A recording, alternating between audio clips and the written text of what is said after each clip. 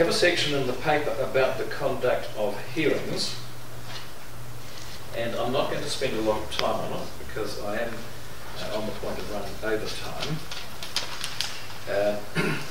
I do commend that you read it if you are faced with heading into a hearing before the Environment Court. The focus in what I say in my paper is on you being focused, relevant, succinct, avoiding repetition.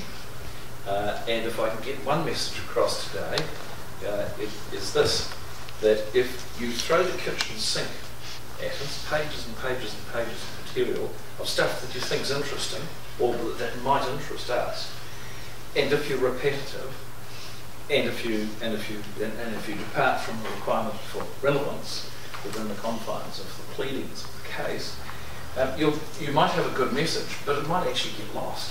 It might actually be buried in this pile of stuff that you heave at us.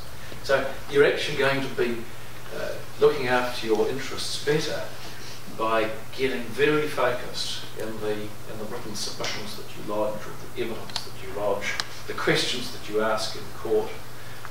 If you really stick to the point and avoid being repetitive and the like. In the paper you will see that I describe our work when we go out and conduct site and locality inspections. It's part of the evidence gathering, but we do it with care. We do it in consultation with the parties, so they essentially tell us what we're going to see, what they want us to see, and we describe to them what we're going to do. We often receive written requests from parties jointly before we go out into the field and look at things. There's a set of notes here for you about some advice about questioning people if you're appearing without a lawyer. Actually, some lawyers could do well to read this too, I think, about how to put questions that are going to be useful and not just going to result in a long speech from an expert witness who's just going to sort of regurgitate the evidence that he's already put in writing. There's material in here about us pre-reading most evidence, so statements of evidence don't have to be read out in court. There is quite a bit of advice in here about how to compose submissions to us.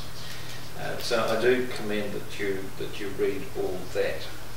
There's also quite a lot of advice about exhibits, particularly graphic exhibits, photographs, plans and the like, which can be very useful if they're done well and can be hopeless and even misleading if they're not.